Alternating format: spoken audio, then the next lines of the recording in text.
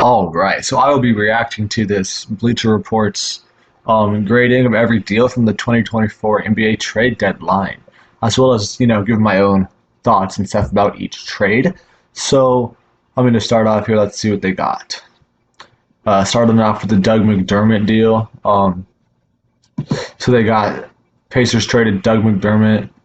The Pacers got Doug McDermott for Marcus Morris and a second round pick.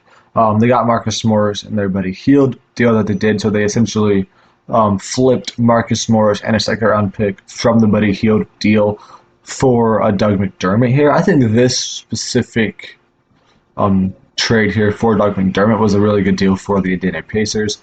I would say it's probably, they gave it an A rating. I would say it's probably close to that, maybe an A minus or B plus, maybe not quite an A, but I think, Doug McDermott's certainly a better player right now than Marcus Morris. Still gives him a lot of the three-point shooting that Buddy Hield had. So, it definitely makes that Buddy Hield trade look better, I would say. So I'd probably give like an A minus or a B plus. They gave it an A. For the Spurs, I mean, you got a second round pick out of Doug McDermott, who's going to be off your team anyway. I believe he's a free agent. So, if he's not a free agent, then you got a second round pick out of a guy, and you saved a lot of money because Marcus Morris here, the Spurs are going to end up just cutting, so they don't have to, spend any of his money either. So they saved money and got a second round pick out of it. So I think it's a good move for the Spurs. Probably like a B minus, B plus, or B to B minus. They gave it an A minus. I would probably say a B minus to a B. But either way, it's still a pretty good move for both sides there. Next up is the Patrick Beverley trade. The Sixers traded Patrick Beverley to the Bucks for Cameron Payne and 2027 second round pick. I mean, so straight up for these two players, I think, it's definitely a fit that helps for both teams because the Sixers need some more scoring off of their bench. Cameron Payne's certainly a better scorer than Patrick Beverley. And, the Bucks need better defense, and Patrick Beverley is certainly a better defender than Cameron Payne. So they're two different, completely different play styles of players. I think both these players work better with their new teams. They gave the Bucks grade a B. I would say, B is probably good. I mean, you got to certainly filling a need there. I'd probably give this a B grade for both teams, and they gave it a B for the Bucks and a B plus for the Sixers. Maybe because they get that second round pick in there, it's a little bit higher for the Sixers. I'll probably, still stay around a B for both teams. Next up is the Royce O'Neal trade to the Phoenix Suns. This one's a little bit complicated. There's actually three teams involved. But basically, the Phoenix Suns traded away Keita Bates-Diop, Jordan Goodwin, Chimezie Metu, Yuta Watanabe, 3 second-round picks, and a pick swap to get Royce O'Neal and David Roddy. So I think it's a good deal for Phoenix. You traded away 4 players who don't really play for you, and a lot of second-round picks you don't really care about either. And you got a really good rotational piece in Royce O'Neal, and another guy in David Roddy who can maybe be something in the future. So I'd say probably like a B plus to an A minus for the Phoenix Suns because you got a really good player here in Royce O'Neal. I just think you might have given up too many second round picks and stuff, but I still definitely think it's a really good deal for the Brooklyn Nets. You got 2 dudes here in Keita Bates-Diop and Jordan Goodwin who are younger guys, and then you got 3 second round picks out of a guy in Royce O'Neal who's going to be a free agent. I'd probably lean a B plus. B plus for the Nets and like an A minus for the Suns. And then for the Grizzlies, you traded away David Roddy for Chimezie Metu, Yuta Watanabe, and a pick swap. I don't really know. That doesn't really do a whole lot for me if I'm the Grizzlies. You do get, 2 players who could potentially be a good rotational piece for one player. So I think it's probably like a B minus for the Grizzlies, B plus for the Nets, and an A minus for the Suns. What did they got? A B plus for the Nets. Okay, that's what I did. A TBD for the Grizzlies. Okay, I mean, I guess whatever. And then an A plus for the Suns. I'll lean more to A minus. It wasn't like the perfect deal, but I understand it. Next up is PJ Washington to Dallas. It's a really good trade, I think. I mean, the Dallas gave up Seth Curry, Grant Williams, and a first-round pick for PJ Washington in 2 seconds. PJ Washington is certainly an upgrade over both of these guys. Seth Curry has not been in the rotation much all year. He's only playing like 12 minutes a game. And he hasn't played in nearly every game. Grant Williams is a typical rotational piece, but PJ Washington I think is an upgrade over Grant Williams for sure. He is a worse 3-point shooter and stuff, but he's definitely a better scorer. And I think would be a good lob threat to combine with Luka Doncic. So I think that's a really good move for the Mavericks. I'd probably say like a B plus there for the Mavericks. And for the Hornets, I mean, I like the deal, but getting Grant Williams, he's only 25 years old as well, same age as PJ Washington actually. I think getting a first round pick out of it, maybe Grant Williams can develop into a bigger role and be a better player for you guys. And then you got a first round pick out of PJ Washington. I think it's a pretty solid deal. I'll probably say like a B plus for Dallas and a B minus for Charlotte. They're gonna give it an A for Charlotte. But I don't know about that. I don't know if that deserves an A because I thought PJ Washington could be a really good piece for the Hornets' future, but whatever. And then a D plus for Dallas. So they really don't agree with me on this one at all. I guess they're just not as high on PJ Washington that it was. Yeah, basically is what that's looking like. Dinwiddie to Toronto. This is a pretty interesting deal, right? Toronto Raptors get Spencer Dinwiddie for Dennis Schroeder and Thaddeus Young, and the Raptors actually are going to end up cutting Dinwiddie. So basically, they traded Schroeder and Thaddeus Young, so they could get a whole bunch more cap space. The Nets are going to get, Dennis Schroeder, who's on contract for next year, while Spencer Dinwiddie isn't. Schroeder's probably a better player than Dinwiddie right now, anyways. And Thaddeus Young could be a good rotational piece as well. I think it's a good move for the Nets. It looks like they're probably trying to push for a play-in spot this season, and that definitely helps them more towards next year as well. So they don't have to pay extra money to re-sign Dinwiddie. They can keep Schroeder on a lesser contract. Let's say probably like a B plus for the Nets, and the Raptors basically just did this to save some money. So I'd probably say like a B minus there. Need to give it a B for the Nets and a B plus for the Raptors. I'm pretty close there. Yeah. Gafford to Dallas. I think this is a really good move for Dallas. I mean, there actually was a third. What was there? Yeah, technically it was like two trades here. Dallas traded a 2024 or 2028 first to the Thunder, so they can get another 2024 pick that they can then send to Washington. So they basically OKC sent a first round pick to Washington. Dallas got a first round pick from OKC. OKC got a first round pick from Dallas. Washington got a first round pick from OKC, and then Dallas got Daniel Gafford from the Wizards in exchange for Richaun Holmes. So for the Mavericks, you gave up 2028 first and Richaun Holmes for Daniel Gafford. I think it's a really good move. You definitely needed an upgrade at your backup center spot, and Gafford is a really good piece there. I would say it's probably like an A minus move for Dallas, honestly. You gave a 2028 first. This isn't really too, valuable to you right now. And a guy in Richaun Holmes who wasn't even playing for a really good backup center there in Daniel Gafford. For the Thunder, I'm indifferent there. You traded a 2024 first for a 2028 first. I'd say like a C plus for the Thunder, maybe. I don't know. Because that 2028 first could be more valuable than this year's pick, but I don't know on that one. And for the Wizards, I would say it's a really solid pick. You get a 2024 first out of Daniel Gafford. It's like a B plus for Mavericks, probably a C plus for the Thunder, and a B minus for Washington. They give Mavs a B minus. Thunder an A. I don't really understand that. I mean, they didn't do a whole lot in this deal. And the Wizards an A minus. So maybe because they did get a first round pick out of Daniel Gafford, which is unexpected, but I still thought Gafford could be a good piece for the Wizards, so I don't think that really deserves an A minus. Bojan Bogdanovic and Alec Burks to New York. That's a really good deal here for the Knicks. I traded away Ryan Arcidiacono, Malachi Flynn, Evan Fournier, Quentin Grimes, and 2 second-round picks for Bojan Bogdanovic and Alec Burks. So they get Alec Burks back on this team. Bojan Bogdanovic is a really good player. I think that's a really good move. They only gave up, one rear rotational piece in Quentin Grimes to make this deal happen. I would give the Knicks probably an A grade on this because I think it's a really good deal. They only gave up one rotational piece for a really good player in Bogdanovic and a potential solid rotational guy as well in Alec Burks. For the Pistons, I would also say it's probably close to an A because you gave up 2 guys that are going to be free agents this season. At the very least, you got a potential really good young player in Quentin Grimes. Not that you guys need any more guards, but I think Quentin Grimes can be a really good player for you guys still. And a couple second-round picks. I'd probably give it close to an A for both teams.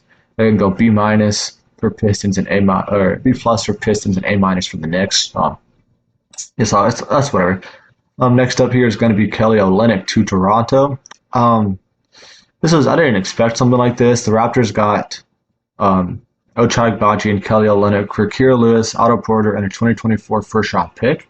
It's going to be the least favorable of all these picks, so it's probably going to end up being LA Clippers or Oklahoma State Thunder pick, which is going to be near the bottom of the first round. So it's not a high pick. And you didn't really give up any players. You got Kira Lewis in the Siakam trade, I believe, and you haven't really used him. And Otto Porter does not matter too much.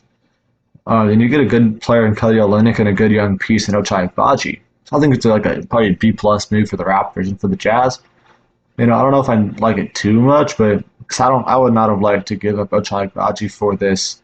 Essentially, Kira Lewis is okay, and this Otto Porter means nothing. And this 2024 first, which is probably going to be bottom 5 pick of the first round, which Agbaji was higher pick than that anyways. I think Agbaji is probably going to be better than that player. But obviously, if you guys can hit on this draft pick, it'll be a good move for the Jazz. But right now, I'd probably feel like a C for the Jazz and probably like a B plus to B move for the Toronto Raptors. They're going to give the Raptors a B plus and they'll give the Jazz a C minus. So yeah, I was pretty close on that one. Next up is Gordon Hayward to OKC. I like this move a lot. They gave up Davis Bertans, Trey Mann, Vasilij Micic, and a draft pick, which let me go look at what that is. It looks like it's 2 second-round picks. So you gave up Trey Mann, who could be a solid piece for a team, but you also then gave up Davis Bertans, who doesn't do anything, and Vasilij Micic, who hasn't meant a lot to your team this year either. So you really didn't give up a whole lot from this year's roster, or much of any draft compensation. And you got a really good player in Gordon Hayward, who I think could be a really good player for you guys for a potential title run. Because right now you're playing like one of the best teams, and getting a significant upgrade right now with Gordon Hayward makes you guys that much more of a contender this season. And maybe you can also end up re-signing him in the offseason for a team-friendly deal. Definitely not as $30 million he has now, but probably close to like a $15 to $20 million deal for Gordon Hayward. And you guys are going to have the upper hand to re-sign him, considering he's already been on your team for the last few months. So I'd probably give this like an A grade for OKC, and probably close to a B plus like that they have here for the Hornets. You got a good potential young guy here, Trey Mann, for Gordon Hayward's on an expiring deal. So I really do like that trade for both sides. So I'd give a B plus for the Hornets and an A for the Thunder. They got A minus for the Thunder. So yeah, pretty close on that one here. Buddy Hield to Philadelphia. So initially, I didn't like this trade, but when they did swap Marcus Morris for Doug McDermott, it makes me feel better. So they're probably not going to like that one either right now for the Pacers.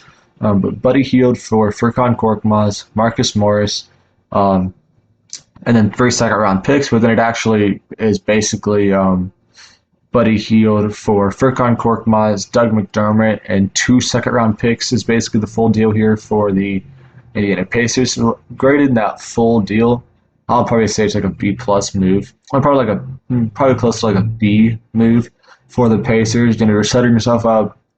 You're setting yourself behind a little bit this year. We're setting yourself up better for next season.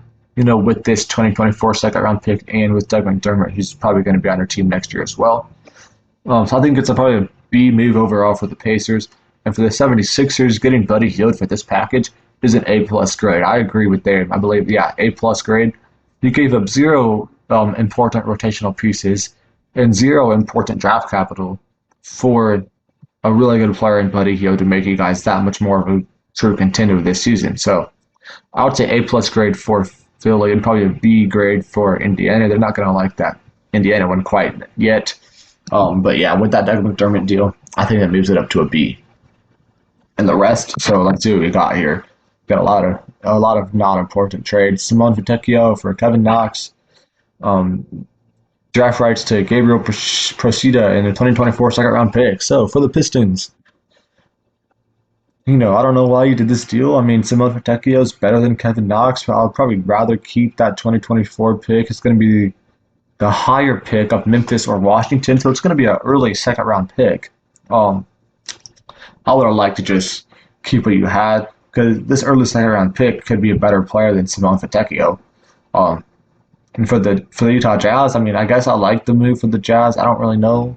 I'm probably indifferent for both of these teams. I'd probably say like a C minus, or to a D plus for the Pistons, and probably a C minus grade for the Jazz. They seem to like the Jazz one a lot. I don't understand that one, but let's see what's up next. Is the Xavier Tillman deal for Boston for Lamar Stevens and 2 second-round picks. I think this is an A grade for Boston. You really needed a backup center that's better than Luke Cornett, and you gave up nothing of value to get that. So I would say that's an A grade for Boston. They gave it an A minus.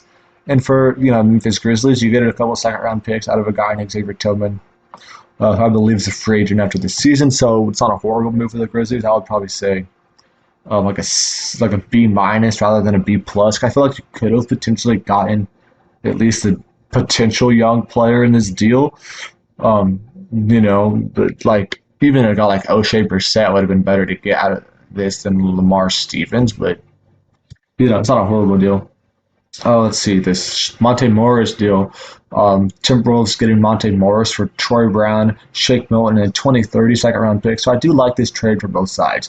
Pistons get a potentially good young rotational guy in Troy Brown, a good vet in Shake Milton, and a second-round pick for an expiring deal of Monte Morris. So I'll take like a B to B plus deal for the Pistons here. And for the Timberwolves, you traded, Troy Brown and Shake Milton, I think both get a little bit of playing time for you guys, but neither one of them are really that good. Monte Morris is a significant upgrade that you really needed because your backup point guard, here was Shake Milton, and Monte Morris is a significant upgrade there. So I would say probably an A minus to an A grade for the Timberwolves, and probably like a B plus grade for the Pistons. Next up here is Daniel House. This trade does not matter to me much. The Sixers traded Daniel House and a second-round pick for a 2028 second-round pick. So I don't necessarily like this move for Sixers because you get the 2024 second for a 2028 second-round pick. That is top 55 protected. So you're only going to get that if it's a bottom 5 pick anyways. But either way, it's probably like a C minus for the Sixers. And probably like a C for the Pistons. I mean, you're getting a 2024 second round pick for the Pistons, so that's good for you guys. That trade does not matter at all. And next up here is the Robin Lopez. So yeah, it looks like the Bucks traded Robin Lopez for some cash. What I think that my thing was telling me is that the Bucks traded Robin Lopez and cash to the Kings. For let's see what it says here. I'm not 100% sure what this deal completely looks like. Let's try to find it. Okay, I'm not finding it. So yeah, I guess this is probably what the deal looks like. But I don't understand why the Kings are going to give up cash to get a guy just to cut it, because then they just end up losing money. That didn't make a whole lot of sense to me, but it doesn't really make a whole lot of difference either way. So I'm not really going to give a grade on either one of them. It's probably like, say a C grade for both of them, because I don't even know if these are the technically official, if this isn't the official deal. For the Warriors and Pacers, so Warriors traded Corey Joseph for a second-round pick, and the Pacers traded a second-round pick for Corey Joseph. So, I'd probably say like a C grade for both of them. It doesn't do anything for either team, in my opinion, so I'd say a C for both of those. Delano Banton deal. Blazers get Delano Banton for a second-round pick from the Celtics. I would say probably a C for both of those as well. They give it a B for both teams. I would probably say a C because this does nothing for either team, in my opinion. Jaden Springer deal. I like this a little bit more. I think Jaden Springer has a little bit more upside, so I would say it's probably like a C plus to B minus grade for the Celtics, getting a second round pick for Jaden Springer. Probably like a C minus deal for Philly. Traded Jay Springer for a second round pick, but either way, this does nothing for this season at least. So I think that is going to be the end of this. So yeah. Thank you for watching. Make sure to come back next week for my power rankings list. I'll have an NFL video dropping soon, so make sure to go watch that, and goodbye.